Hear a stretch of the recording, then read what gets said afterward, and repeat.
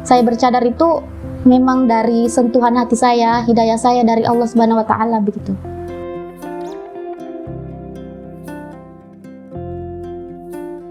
Ya, kalau menurut saya melihat tanggapan orang di luar sana tentang sehelai kain yang kita pakai ini, ya mungkin menurut saya agak sedikit bagaimana ya. Tapi di sisi lain saya melihat bahwasanya itu adalah pembelajaran untuk saya ke depannya. Karena kalau kita bahasakan antara cadar dengan akhlak itu dua tempat yang sangat berbeda.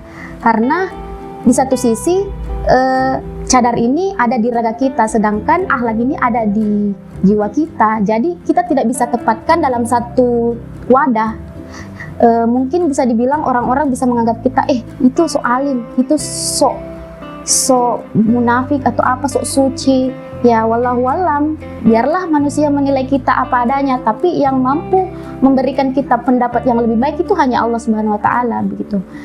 Walaupun di sisi lain orang-orang sekarang itu bukan lagi hal yang bisa kita bilang di zaman sekarang kita lihat orang bercadar itu sudah lumrah ya.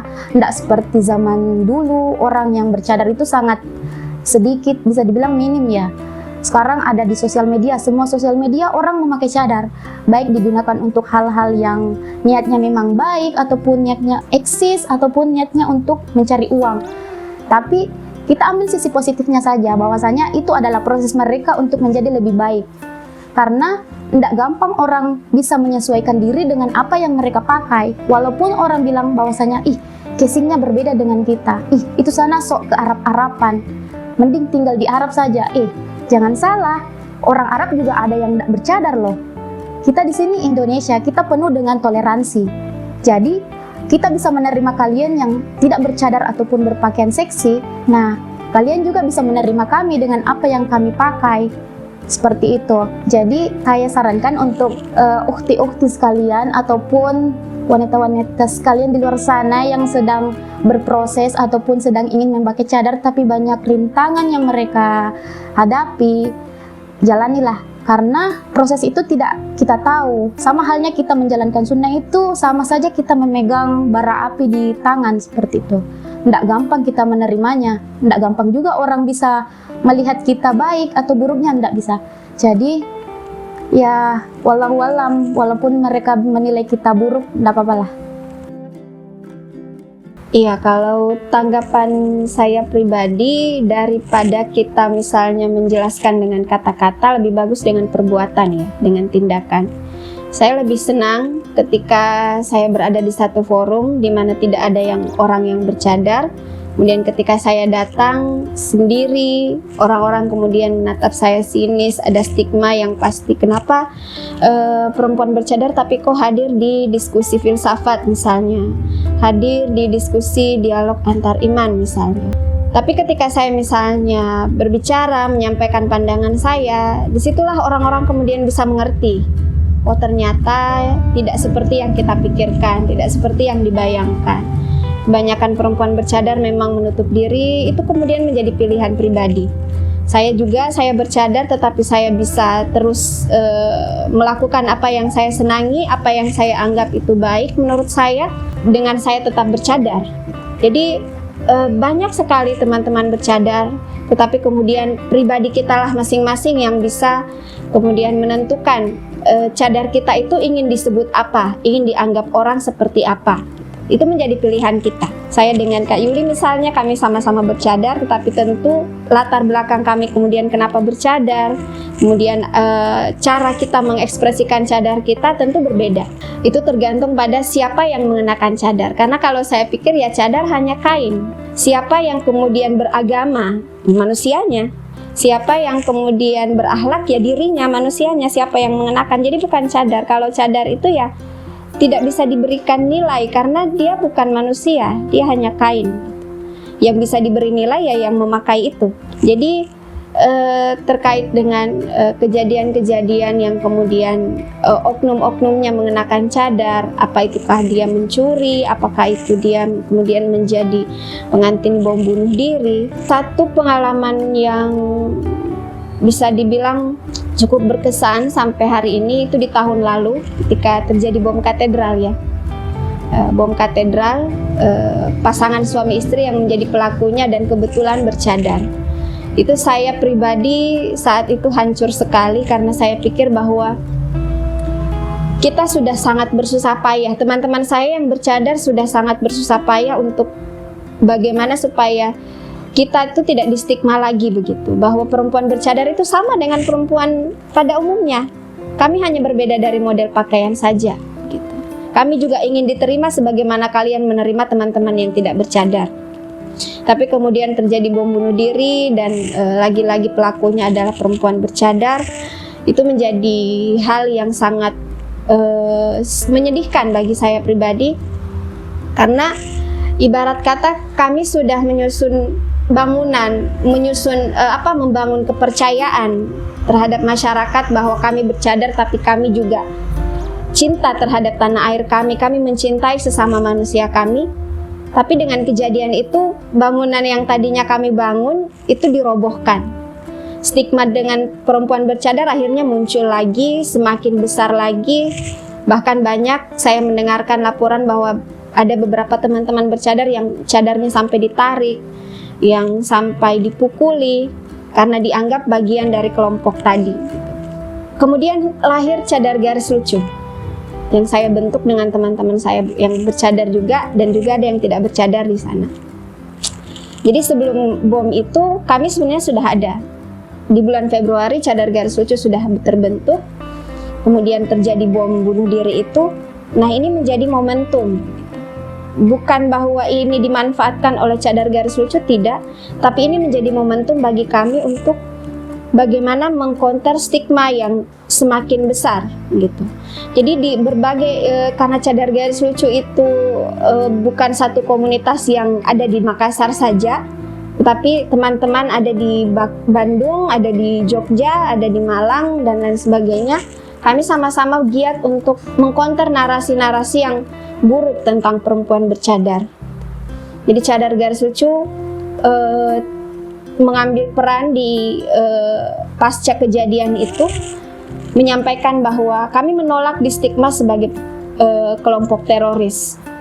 Dengan kami menunjukkan bahwa teman bercadar kami ada yang hobi fotografi, teman bercadar kami ada yang hobi main musik misalnya, teman bercadar kami banyak punya hal-hal yang sama dengan pada umumnya teman-teman perempuan yang tidak bercadar.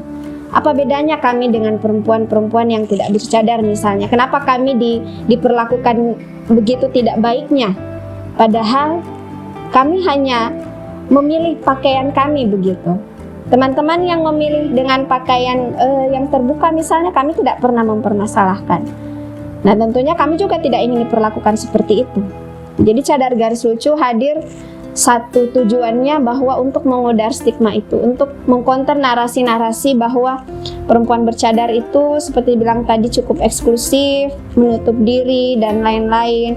Bahwa menutup diri atau tidak itu kembali ke pribadi masing-masing gitu. Bahwa kita tidak bisa menyalahkan misalnya, bahkan ada juga perempuan-perempuan yang tidak bercadar tapi juga dia menutup diri, itu banyak juga.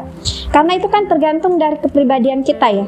Bagaimana kita misalnya ada teman-teman yang susah bersosialisasi, ada yang kemudian dia mudah bersosialisasi, tergantung kecenderungan kepribadian orang, bukan bahwa dia bercadar atau tidak. Sekalipun memang pada kebanyakan kasus itu orang yang tadinya dia rame gitu, ramah bahkan, tapi kemudian setelah bercadar akhirnya jadi menutup diri. Saya pernah di posisi itu. Beberapa bulan setelah saya bercadar, awal-awal bercadar saya menarik diri dari masyarakat.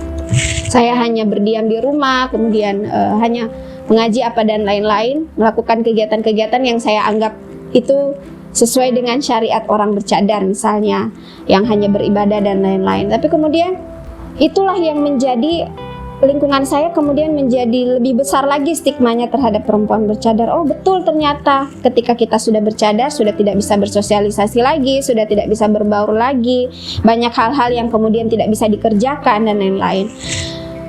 Itu yang kemudian memberatkan stigma perempuan bercadar, bahwa perempuan bercadar itu suci apa dan segala macam. Seolah kalau kita berbuat kesalahan itu sudah menodai, melukai cadar kita. Padahal ya kita bercadar, kita tetap manusia biasa, kita tetap bisa berbuat salah misalnya, kita tetap bisa hilaf misalnya ya, karena cadar ini bukan simbol kemudian yang dari manusia biasa kemudian menjadi malaikat, tidak seperti itu. Jadi kadang kalau bagi saya pribadi, kita bercadar itu serba salah sebenarnya. Kita bercadar di satu kelompok mengatakan kita ekstrim, di kelompok yang lain mengatakan kita sangat suci, gitu. Sehingga tidak boleh berbuat dosa, tidak boleh kita kemudian eksis di media sosial apa dan lain-lain. Padahal kalau bagi saya sendiri ya bisa-bisa saja, karena seperti yang saya sampaikan tadi, bahwa cadar ini hanya kain. Yang mengekspresikannya ya siapa yang menggunakannya, gitu. Apakah dia mau mencitrakan cadarnya sebagai fashion misalnya, atau dia mau mencitrakan cadarnya sebagai pakaian takwa misalnya, dia menutup diri apa dan segala macam. Jadi tergantung siapa yang mengenakan, apa niat kemudian yang melatar belakangi dia mengenakan cadar. Kita tidak bisa menyamaratakan bahwa karena ini dia bercadar kemudian menutup diri, maka perempuan yang lain ketika dia bercadar dia juga ikut menutup diri seperti apa yang kita lihat di awal. Tidak seperti itu. Jadi beragam niat, kemudian beragam orang mengekspresikan cadarnya, itu menjadi satu hal yang unik kalau bagi saya. Jadi di Indonesia itu orang-orang bercadar itu, perempuan-perempuan bercadar itu unik menurut saya. Seperti Kak Yui tadi, dia bisa traveling dengan cadarnya, dia bisa tetap mengekspresikan diri, hobinya, pekerjaannya dengan tetap bercadar. Itu luar biasa sekali, karena tantangan di Indonesia orang bercadar itu sangat besar. Ketika saya awal bercadar, guru saya yang juga bercadar, jadi sebenarnya beliau tidak mendukung, malah menakut-nakuti gitu. Siap tidak dengan stigma orang, siap tidak ditolak oleh masyarakat gitu. Jadi saya lebih banyak diberikan hal-hal yang sebenarnya menakutkan, yang membuat saya nggak usah bercadar deh. Jadi yang tadi yang disampaikan bahwa bagaimana tips supaya teman-teman yang mau bercadar itu kemudian mantap dengan niatnya. Kalau saya pribadi, tunda dulu saja. Karena memang di Indonesia bercadar itu sangat berat, sangat berat. Tidak semudah yang kita pikirkan. Misalnya teman-teman saya yang melihat saya bercadar, kok kamu nyaman sekali ya dengan cadarmu, kok kamu bisa tetap menjadi diri sendiri dengan kamu bercadar. Ya ini karena saya memilih, karena saya berani. Tapi bagaimana dengan teman-teman yang lain yang mungkin belum siap dengan stigma yang mereka akan dapatkan, belum siap dengan penolakan-penolakan yang akan didapatkan terkhususnya di dalam keluarga sendiri? Itu tidak bisa saya mengatakan bercadar aja, enak kok, mudah kok. Saya tidak bisa seringan itu, karena saya sudah mengalami betul bagaimana jatuh bangunnya mental kita itu kemudian antara mau melepas dengan tidak. Kalau kita lepas nanti dibilang setengah-setengah.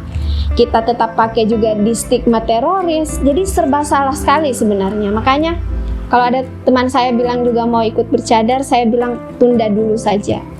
Coba perhatikan kamu niatnya bercadar apa dulu. Karena kalau hanya sekedar mengikuti tren yang sekarang ada, saya pikir Anda tidak akan sanggup begitu dengan stigma. Karena meskipun sudah banyak orang bercadar, sudah di media sosial sangat ramai perempuan-perempuan bercadar, tantangannya itu tidak akan pernah sama. Orang yang kita lihat sangat nyaman dengan cadarnya, kita tidak pernah tahu apa yang sebenarnya dia sedang dapatkan sebelum dia merasa nyaman itu. Ketika 7 tahun saya bercadar, sekarang orang-orang bisa melihat saya sangat bahagia dengan pakaian saya, sangat nyaman. Dia tidak pernah tahu apa yang sudah saya lalui 7 tahun ke belakang. Bagaimana saya struggle dengan cacian orang menertawai, orang tidak menerima, menolak saya. Itu banyak saya dapatkan seperti itu. Bahkan sampai hari ini pun saya yang memilih model cadar seperti ini itu juga susah, karena dianggap orang yang baru kenal, ini kayaknya orang baru kemarin deh bercadar, kok cadarnya begini, kok cadarnya begitu. Ada juga orang yang seperti itu yang kemudian mengomentari, oh cadar itu harus begini, harus begitu. Saya biasa bertanya, sebenarnya Anda mendapatkan indikator bahwa cadar itu harus begini dan begitu dari mana? Ada tidak hadis khusus yang kemudian mengatakan bahwa orang bercadar itu harus begini? Tidak ada. Saya belajar di jurusan ilmu Al-Quran dan tafsir, alhamdulillah cukup tahu betul bagaimana pandangan hadis tentang cadar, bagaimana ayat berbicara tentang aurat perempuan. Jadi kalau saya pribadi, saya tidak pernah mempermasalahkan misal teman-teman yang belum bercadar, karena soal cadar atau tidak itu soal panggilan hati. Kalau bagi saya tidak bisa mengatakan bahwa saya sudah bercadar kemudian saya lebih baik dari yang tidak bercadar, belum tentu. Karena saya menganggap bahwa cadar atau tidak itu tergantung kepada nilai diri orang, bagaimana dia mengekspresikan dirinya, menunjukkan citra dirinya, menunjukkan sikap-sikap baik yang bisa mencerminkan kediriannya tanpa harus kita mengaitkan identitas bahwa dia bercadar atau tidak begitu. Jadi kalau bagi saya sebenarnya tidak ada tips untuk kemudian mengajak orang-orang untuk ikut bercadar. Di Cadar Garis Lucu pun kami membentuk komunitas itu bukan sama sekali untuk kemudian mengkampanyekan bahwa perempuan muslim harus bercadar, tidak. Bahwa kami memperlihatkan bahwa cadar itu juga bisa hobi ini, hobi itu, bahwa cadar itu juga bisa berbaur, bisa juga berkarir, bisa juga tetap bersekolah dengan baik. Tidak seperti apa yang dipikirkan bahwa cadar itu kemudian memundurkan perempuan-perempuan, bahwa cadar tetap bisa eksis dengan apa yang dia pilih sebagai pekerjaannya, tetap bisa enjoy dengan pekerjaannya. Jadi Cadar Garis Lucu, bahkan kami itu mengajak diskusi teman-teman yang mau bercadar, karena tidak mudah gitu. Bukan mau menakut-nakuti, tapi memang di Indonesia sangat tidak mudah kita memutuskan untuk bercadar. Masih banyak sekali kesulitan yang harus kita hadapi, dan apakah mental kita siap atau tidak, sebenarnya itu. Kalau dibilang niat baik, pasti orang niat baik untuk bercadar. Tapi kemudian mental itu tidak sama semua, lingkungan kita tidak sama semua. Jadi itu yang menjadi tantangan-tantangan yang harus disadari sebelum memutuskan bercadar. Mungkin itu.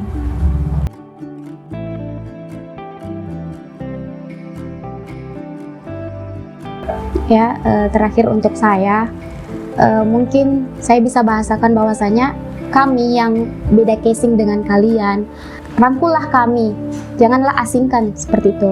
Jadi kita juga bisa merangkul kalian, sebagaimana kalian juga bisa merangkul kami. Nah, walaupun kami itu berbeda dengan kalian, contohnya saya sering keluar traveling, dan juga berbaur dengan yang bukan muhrim ceritanya, tapi kan saya jalan dengan muhrim juga.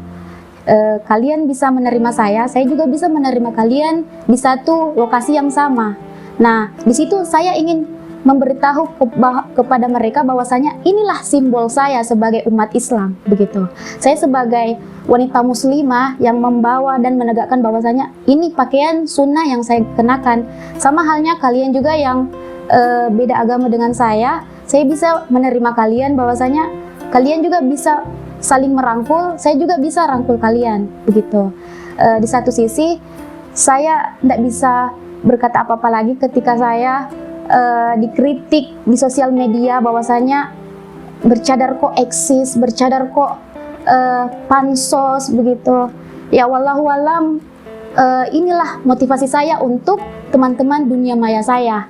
Walaupun saya bisa menginspirasikan bahwasanya bercadar itu bukan cuma di rumah saja. Saya bisa mengekspresikan diri saya di berbagai daerah. Saya bisa menunjukkan bahwasanya oh, Yui bisa sebagai wanita yang strong woman, begitu.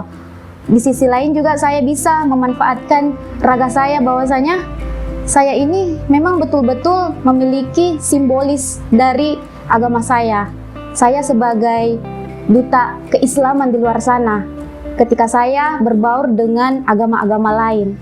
Nah, di sisi ini saya merasa bahwasanya mohon jangan buat statement bahwasanya kita itu berbeda. Kita sama, pemahaman kita itu mungkin berbeda, tapi kita sama-sama manusia, sama-sama punya insting, punya perasaan yang bisa dijaga. Jangan sampai salah kata bisa membawa satu petaka untuk satu orang, begitu. Nah, alhamdulillah di sini saya bukan mengajak ya ceritanya. Saya ingin merangkul lah wanita-wanita muslimah yang alhamdulillah sudah memakai cadar sampai sekarang dan bisa membawa cadar ini sampai suatu saat nanti insya Allah. Jadi mungkin ini saja yang bisa saya sampaikan, karena saya sebagai seorang yang memiliki profesi yang sibuk begitu. Bukan suatu keharusan bahwasanya bercadar itu tidak bisa berekspres di luar sana, tidak. Saya bisa melakukan semua hal yang bisa saya lakukan, kecuali ketika saya sudah tipes, saya tidak bisa melakukannya karena saya sudah sakit begitu. Jadi buanglah pikiran-pikiran yang hal-hal buruk di luar sana tentang orang-orang yang bercadar begitu. Ambillah sisi baiknya dari kami. Jangan sampai kami juga bisa berstatement buruk kepada orang-orang di luar yang tidak seperti kami begitu. Ya, terakhir dari saya bahwa kita jangan terpaku pada tampak luar seseorang, karena yang nampak sebenarnya adalah perbuatan orang tersebut. Bukannya Tuhan melihat kita hanya daripada ketakwaannya, bukan dari apa yang kalian kenakan. Jadi mau bercadar atau tidak bercadar, selama Anda bisa berbuat baik dengan orang lain, maka itu yang paling utama. Bercadar ataupun tidak, selama masih bisa bermanfaat untuk orang lain, itulah yang paling penting. Karena kita tidak disuruh untuk berlomba-lomba dalam kebenaran, bahwa siapa yang paling benar, apakah orang bercadar atau tidak bercadar. Posisi saya hanya sebagai orang yang menduga-duga, berprasangka bahwa dengan saya bercadar mungkin saja saya benar. Anda yang belum bercadar, yang menganggap bahwa cadar itu buruk, juga Anda kan sedang menduga bahwa cadar itu buruk.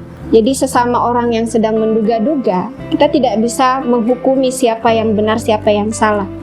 Saya bercadar dan saya tetap bisa merangkul orang lain, bisa berbaur dengan orang lain, bisa tetap menjadi diri saya sendiri, dan bisa tetap berupaya untuk berbuat baik, berlomba-lomba di dalam kebaikan, maka itu yang paling penting.